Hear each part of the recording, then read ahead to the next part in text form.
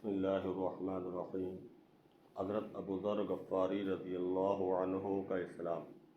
حضرت ابو ذر غفاری رضی اللہ عنہ مشہور صحابی ہیں جو بعد میں بڑے زاہدوں اور بڑے علماء میں سے ہوئے۔ حضرت علی کرم اللہ وجہہ کا ارشاد ہے کہ حضرت ابو ذر غفاری رضی اللہ عنہ ایسے علم کو حاصل کیے ہوئے ہیں جس سے لوگ عاجز ہیں، مگر انہوں نے اس کو محفوظ کر رکھا ہے۔ جب ان کو حضور اقدس صلی اللہ علیہ وسلم کی نبوت کی پہلے خبر پہنچی تو انہوں نے اپنے بھائی کو آلات کی تحقیق کے واسطے مکہ بھیجا کہ جو شخص یہ دعویٰ کرتا ہے کہ میرے پاس وحی آتی ہے اور آسمان کی خبریں آتی ہے، اس کے آلات معلوم کرے اور اس کے کلام کو غور سے سنے۔ وہ مکہ مکرمہ آئے اور حالات معلوم کرنے کے بعد اپنے بھائی سے جا کر کہا کہ میں نے ان کو اچھی عادتوں اور عمدہ اخلاق کا حکم کرتے دیکھا اور ایک ایسا کلام سنا جو نہ شاعر ہے نہ کہانوں کا کلام ہے۔ ابو ذر رضی اللہ عنہ کی اس مجمل بات سے تشکی نہ ہوئی تو خود سامان سفر کیا اور مکہ پہنچے اور سیدھے مسجد حرام میں گئے۔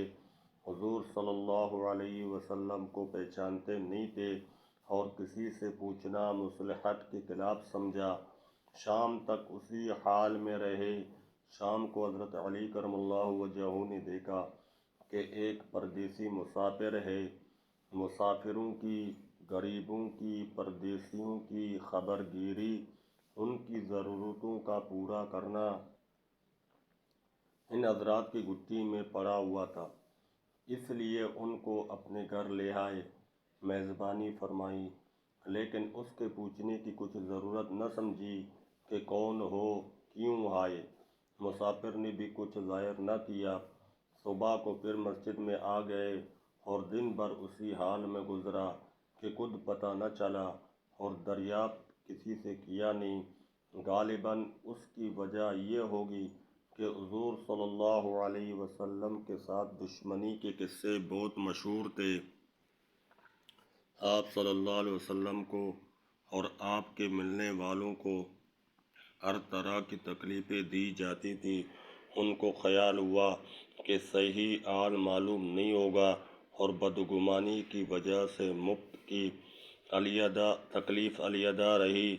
دوسرے دن شام کو بھی حضرت علی رضی اللہ عنہ کو خیال ہوا کہ پردیسی مسافر ہے، بظاہر جس غرض کے لیے آیا ہے وہ پوری نہیں ہوئی، اس لیے پھر اپنے گھر لے گئے اور رات کو کھلایا سلایا، مگر پوچھنے کی اس رات بھی نوبت نہ آئی۔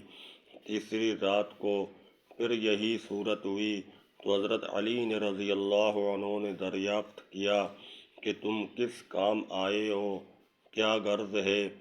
تو حضرت ابو ذر رضی اللہ عنہ نے اول ان کو قسم اور عہد پیمان دیے اس بات کی کہ وہ صحیح بتائیں۔ اس کے بعد اپنی غرض بتلائی۔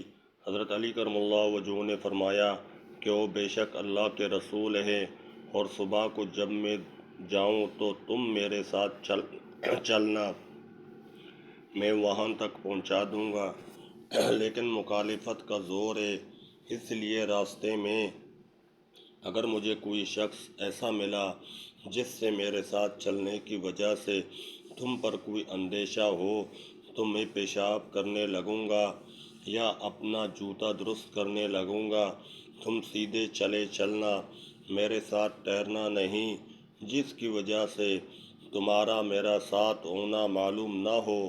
چنانچہ صبح کو حضرت علی کرم اللہ وجہہ کے پیچھے پیچھے حضور صلی اللہ علیہ وسلم کی خدمت میں پہنچے۔ وہاں جا کر بات چیت ہوئی، اسی وقت مسلمان ہو گئے۔ حضور اقدس صلی اللہ علیہ وسلم نے ان کی تکلیف کے خیال سے فرمایا کہ اپنے اسلام کو ابھی ظاہر نہ کرنا، چپکے سے اپنے قوم میں چلے جاؤ، جب ہمارا غلبہ ہو جائے اس وقت چلے آنا۔ انہوں نے عرض کیا، یا رسول اللہ، اس ذات کی قسم جس کے قبضے میں میری جان ہے کہ اس کلمہ توحید کو ان بے ایمانوں کے بیچ میں چلا کے پڑوں گا۔ چنانچہ اسی وقت مسجد حرام میں تشریف لے گئے اور بلند آواز سے اشہد اللہ الہ الا اللہ اشہد ان محمد رسول اللہ پڑھا۔ پھر کیا تھا، چاروں طرف سے لوگ اٹھے اور اس قدر مارا کہ زخمی کر دیا، مرنے کے قریب ہو گئے۔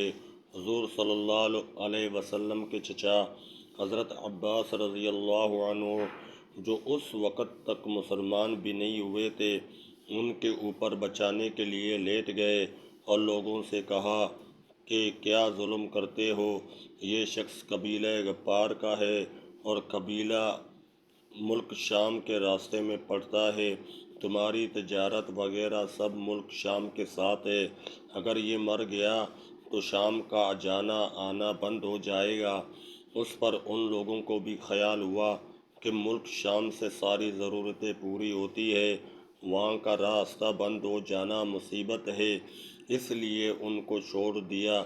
دوسرے دن پھر اسی طرح انہوں نے جا کر بآواز بلند کلمہ پڑھا اور لوگ اس کلمے کے سننے کی تاب نہ لا سکتے تھے، اس لیے ان پر ٹوٹ پڑے۔ دوسرے دن بھی حضرت عباس رضی اللہ عنہ نے اسی طرح ان کو سمجھا کر ہٹایا کہ تمہاری تجارت کا راستہ بند ہو جائے گا۔